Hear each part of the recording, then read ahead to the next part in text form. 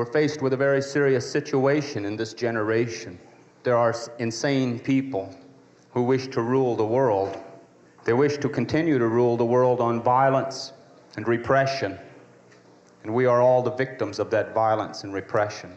We, as the indigenous people of the Western Hemisphere, have been resisting this violence and this oppression for 500 years.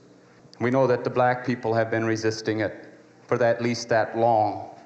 And we know that the white people have had to endure it thousands of years. And now it's come full swing to this generation that we live in. Nuclearization of the world. You see, this cannot be, we cannot allow this to continue to go on. We cannot do it. You see, we cannot expect that the pro-nuclear oppressor, that other side, we cannot expect that they're going to change for us. They are going to become more brutal. They are going to become more repressive because it's a matter of dollars and their illusionary concepts of power. We have to reestablish our identity. We have to understand who we are and where we fit in the natural order of the world. Because our oppressor deals in illusions. They tell us that it is power, but it is not power. They may have all the guns, and they may have all the racist laws and judges, and they may control all the money, but that is not power.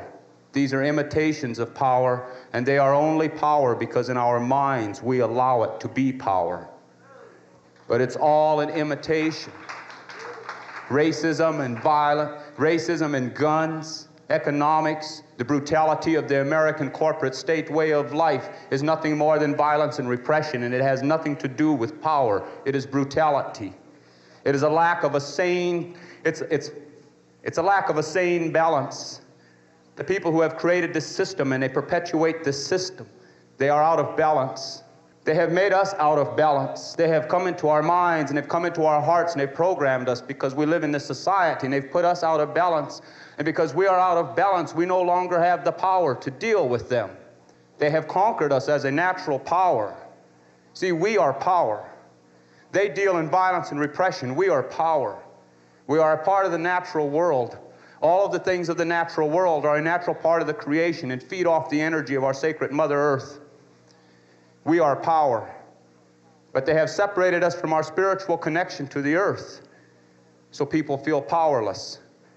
We look at the oppressor and we look at the enemy because they have the most guns and the most lies and the most money. People start to feel powerless. We are power. We are a natural part of the creation. We were put here on this sacred Mother Earth to serve a purpose. And somewhere in the history of people, we're forgetting what the purpose is. The purpose is to honor the earth. The purpose is to protect the earth. The purpose is to live in balance with the earth. The earth is our mother. And we will never free ourselves as human people. We will never free ourselves as sexual people. We will never free ourselves until we address the issue of how we live in balance with the earth. Because all of our resistance and all of our struggle is hollow, it's false, it's another one of those oppressors' hypocrisies. If we do not look out for the welfare of the earth first, because I do not care who it is, any child that turns on their mother is living in a terrible, terrible confusion. The earth is our mother. We must take care of the earth. They pollute. This oppressor, this machine that has gone mad and run amok, it is berserk. They keep telling us, progress. They keep telling us, face reality. Well, let's deal with reality. Reality is the earth can no longer take this attack. We can no longer allow this thing to continue where it's polluting the air. It's polluting the water. It's polluting our food. They pollute the air, they pollute the water, they pollute our food, they pollute our minds. They put us out of balance. They have made us be insecure with ourselves. They have put us into a situation where we have to play many roles. We got to be chauvinist, or we got to be on some kind of a class trip or some kind of an illusionary power trip. We got to play a role, see. We got to play a role to communicate with other people. We got to go through this charade because they have attacked our self-confidence. They have attacked our self-confidence, and they have made us to listen to them. They have made us to believe that they are power. But they are not. They are violent and they are brutal, but they are not power. We are a natural part of the earth. As a natural part of the earth, We have the energy and the power that is the earth. The earth will take care of us if we will remember the earth in more than just our words. If we will remember the earth in our way of life. We are all here to play a role, and all of the animals and all of the life on the earth is playing its proper role except the human people. Somehow we are betraying our purpose here, and that is why we live in the confusion that we live in. They tell us, they want us to believe that we are powerless. We are a natural part of the earth. We are an extension of that natural energy which is spirit and which is power. Power. A blizzard is power. An earthquake is power. A tornado is power. These are all things of power that no oppressor, no machine age can put these things of power in a prison. No machine age can make these things of power submit to the machine age. That is natural power. And just as it takes millions and billions of elements to make a blizzard to happen, or to make the earthquake, to make the earth to move, then it's going to take millions and billions of us. We are power. We have that power. We have the potential for that power. I remember in the 60s and the 70s, and I heard all this thing about power to the people, and I never really understood, because everyone was saying power to the people, and they were talking about demonstrator, they were talking about vote, they were talking about dealing on the terms of the oppressor.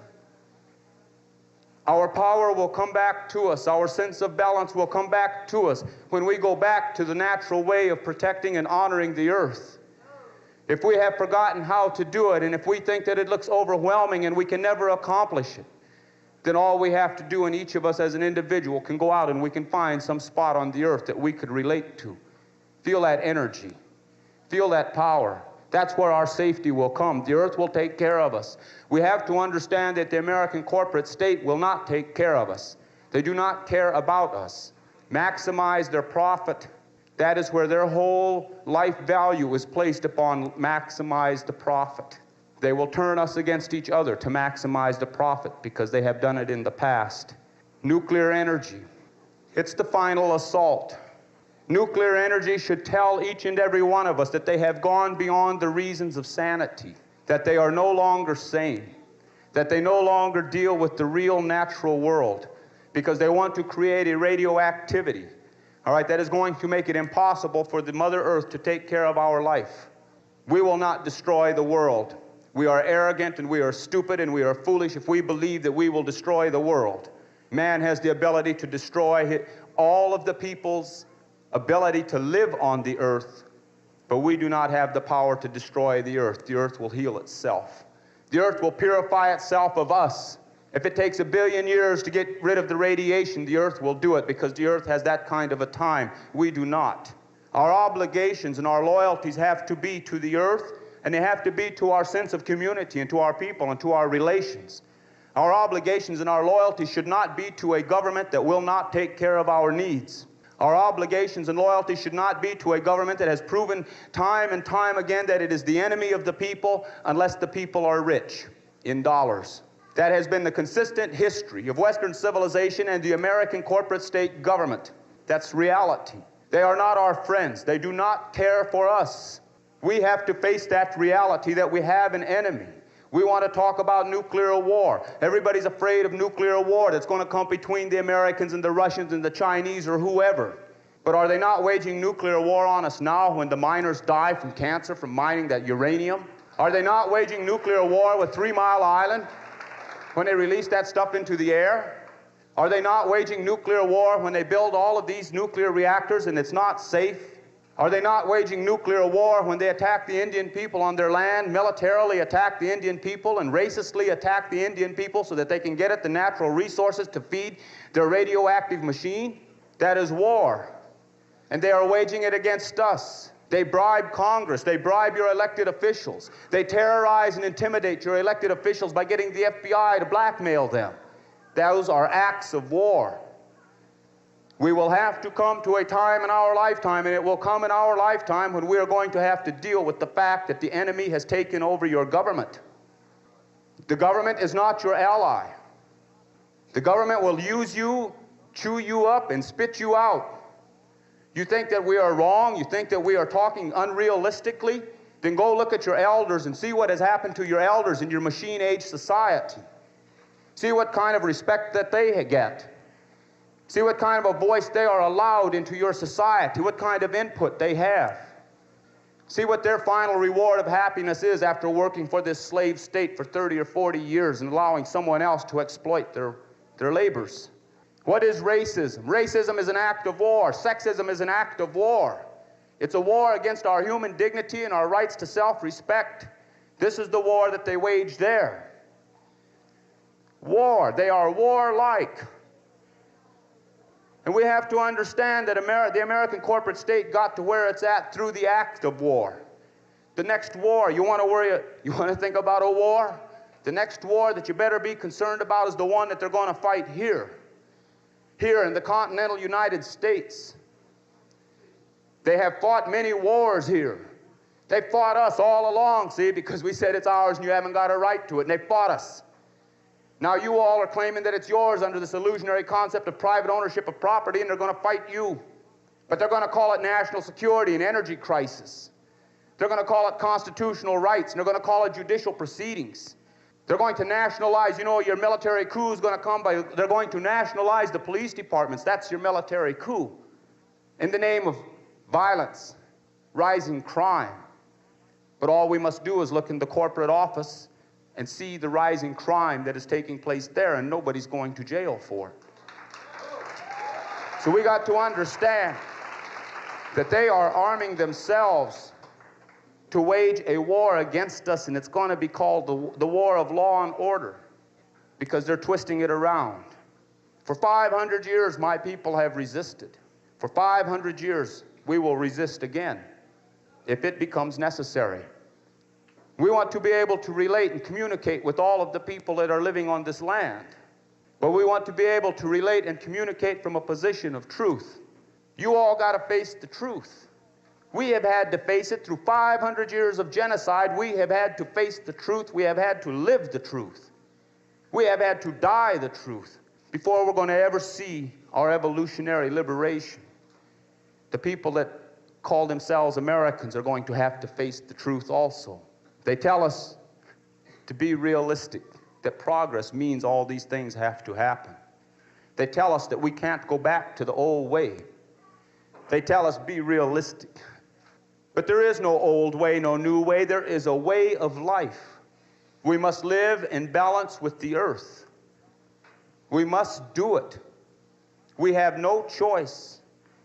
If we allow ourselves to be apathetic, or we allow ourselves to be lied to or tolerate their lies about what they are doing to the earth, then we are betraying our intention.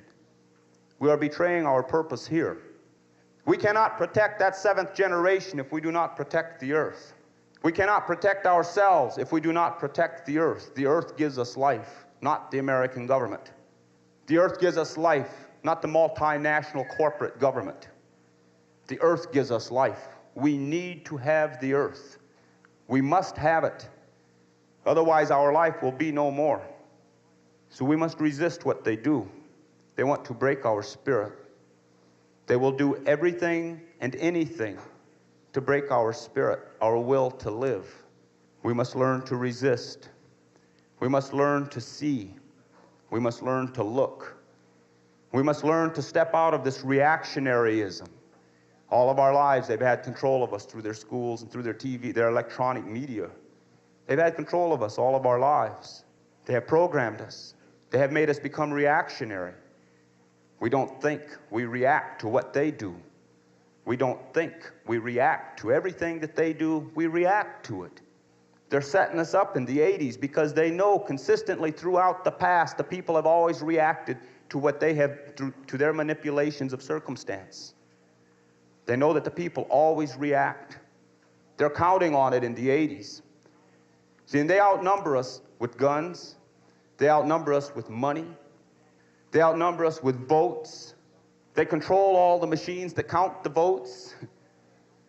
They got it all stacked in their favor, except there's a key.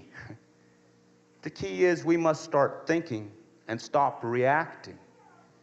The oppressor has no thinkers. They have no philosophers.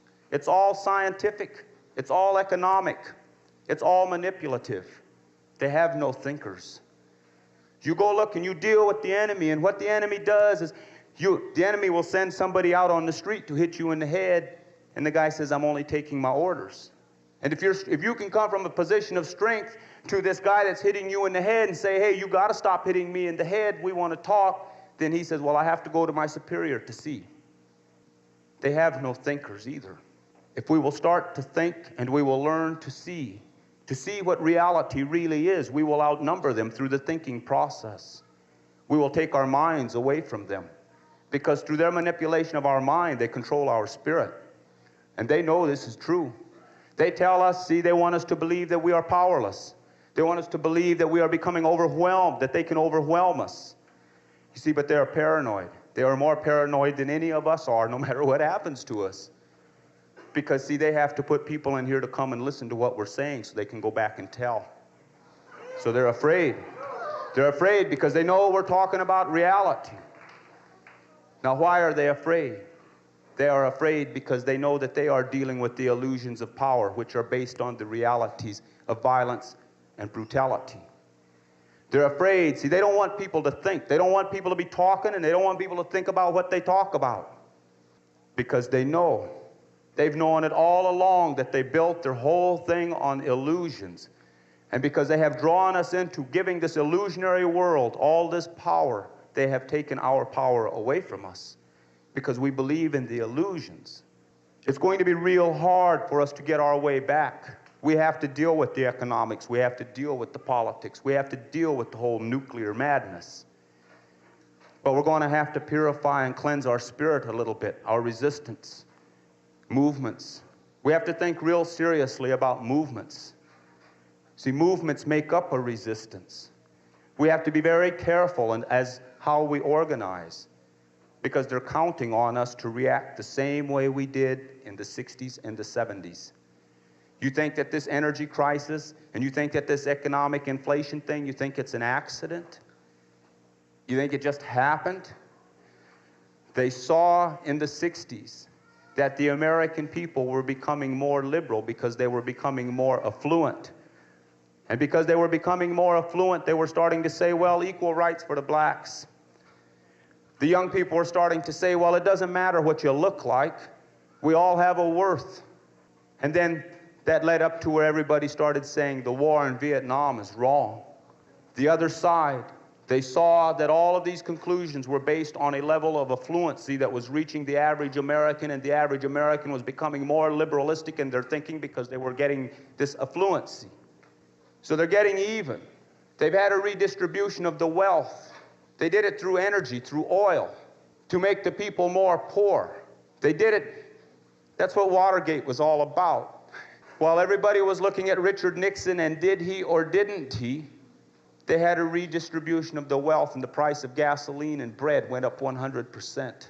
See, now, if you didn't have Nixon to look at and be concerned about, then maybe you all would not have allowed them to raise these prices. See, but by the time that they got the prices raised by 100%, it was too late for the American people to ever recover and deal with it.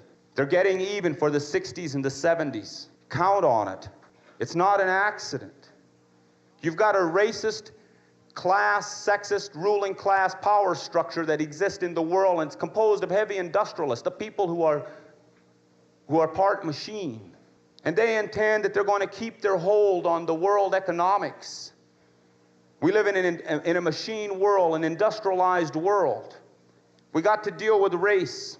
2/3 of the world's natural resources are on non-white land because that's where 2/3 of the world population is. 1/3 of the world's resources, because of technology coming out of the white land, 1/3 of the world's resources are almost totally used up. But technology spreads like any disease. Technology spreads. So there's 2/3 with the majority of the world's population. They got all the natural resources. So at some point in the immediate future, they're going to have all the technology, which makes them the new machine power. And it changes the whole thing around. But like they did to us, when they wanted our land in the Dakotas, they used their technology to stay ahead. They came and they gave us a few Winchester repeating rifles because they had Gatling guns. And then they could justify their murder, see, because America, the hypocrisy is they must arm you before they murder you. So that was how they went about it. we look at today and now. By creating a dependency on nuclear power, nuclear energy, by creating a dependency upon that, there's only a handful of countries that control the mechanism of mass production of this. All the countries in the world don't. And you watch where the nuclear bombs are going. They're going to places like Africa and the Middle East. And they're going to give some of these people some bombs in the hopes, and they'll even have some of these people drop one of these atom bombs on each other one of these days. See, they can afford to hand the bombs out there because these nations have no capability of delivering the bomb back to where it came from, be it the Soviet Union or America. They create a dependency on nuclear energy. Then everybody has to adjust their needs, see, and we stay dependent. And then through the end of it, before it's done, they intend to use their nuclear energy to be able to step into the third world and take the natural resources. It's all got to do with economics and racist power trips that have been in existence since before Christ. There's no need for it because of electricity, you know, for us to survive and resist. We are going to have to understand and recognize that we are energy because we are a natural part of the creation. And if we are going to effectively stand up to our enemy, we're going to have to be able to do it based upon our connection to the real truth, to reality. Our enemy is abusing the earth. Our enemy abuses us, abuses all of the sacred things of life. But we are an extension of the earth. We are energy and we are spirit. Before we will be strong enough to fight and stand up to the enemy, we are going to have to evaluate how we use our own energy. Are we misusing our own energy? Are we misusing ourselves? Because we got to deal with that before we can deal with being misused by someone else. Alternative energy. We are alternative energy. We are it. We have power. We must gear ourselves for a long struggle. We must never give up hope. We must never turn our back on it and say we're not going to make it. Because those who turn their back and say we're not going to make it, then they're not going to. That's it for them. But the spirit of the people, the spirit of the people, the spirit of the earth. We live in a natural world. We go through lives. All of our ancestors who were here before us, all of our relations who were here with us and went into the spirit world, see, they didn't go to heaven or hell. They're here. They are spirit power. We connect with them. They will help us. They will help us to survive this thing, this madness that is coming, this machine madness that is being imposed upon all of us. What we must do is we must seriously think and consider our situation today as human beings. Because we're talking about sexism and ageism and racism and classism. We're talking about a nuclear attack against the earth. We're talking about a lot of things. They want to confuse us with nuclear bombs. They want to confuse us with the draft. They want to confuse us with the whole economics. But we must take a little bit of time every day anyway and put some of that confusion to the side and think about who we are in relationship to the earth. The earth has the ability to heal, and the earth has the ability to help us. The earth is power. We're looking to the wrong source for our power. And the more we look to the wrong source, the more powerless we become. And they will attack. You take that flower power movement that was in the middle 60s. These were young white people coming out of middle America. And these were the ones that were saying it doesn't matter what you look like or how you dress or how much money you make. And they became a threat to America. So America attacked them. America attacked them with LSD and speed and heroin and drugs. America took them and discredited them and said they're no longer flower power children who come from your middle class homes. They are drug addicts. And they had a generation gap. See, but everybody was so caught up in mind expansionism and idealism, they said, well, the LSD is a good thing for us and we really want it because it helps us to grow and see. But I consider it to be an act of war. The CIA was experimenting with LSD specifically for that purpose, to use it in chemical warfare. And they saw a whole segment of the American public was turning into a consciousness that talked about true human life values, so they dropped their LSD bomb. You see, because mind expansion and consciousness alteration was taking place. That's what the civil rights movement was. That's what the flower power movement was. That's what the anti-war movement was. There was people whose minds and their consciousness was expanding and starting to become more realistic. So they turned around and they dropped a few things on us to divert our energy. So we have to be very careful. We must always think. We must always look to see because there's an answer for everything that is going on if we're willing to take the time to look for it and to see it. We are power. We are energy. We are spirit. We are the people. We want to be free. We want our liberation. Then we must take the responsibility that goes with liberation and freedom, and that responsibility is to be able to take the time to analyze and to think and to feel things out to their logical conclusion. Stay with these things to the end, to the good conclusion. We cannot come and get involved in this for a year or 2 years. We must pick our way of life and we must live to it. And no matter how hard anybody here thinks that it is, if you think about all of our relatives that are locked up in prison cells, think about how hard it is for them. But they're strong enough to endure. Well, we're out here. We should be strong enough to endure also. Think about all the women and children and men, the people that have had to endure centuries and centuries of oppression. Strong enough to endure. We must do that. We must find a way to communicate with each other. We must find a way to have a more open human compassion. We must go back to the ways of the earth. It's the only way we're going to protect the unborn. We must never quit. We must be resistance. We must build a resistance that passes on the information and the knowledge of our mistakes to the next generation. We must not become too movement-oriented where we get caught up in our own arrogance because we're chasing a cause. We must build our power. And we must understand that we build strong. We must build to survive. Not to change the politics right now. We must build to survive. Because pretty soon, a lot of these conversations will not allow them to take place anymore. Pretty soon, we're going to have to be looking at each other in a way where we're allies. There's going to come a time in our lifetime, and many of us will see it. There's going to come a time where we're going to have to run to each other for safety. That time is coming. And anyone who refuses to believe it, anyone who still believes the American lie, that it can't happen here, then you have our sympathy. And we do not mean to offend you. Stay with us as long as you can, and when you see it start to happen, then you make your decision. Because Reagan's not your enemy. Reagan's just, he's an actor. He's saying the words that somebody is putting into his hands to say. He's reading his script. And they got this thing well planned.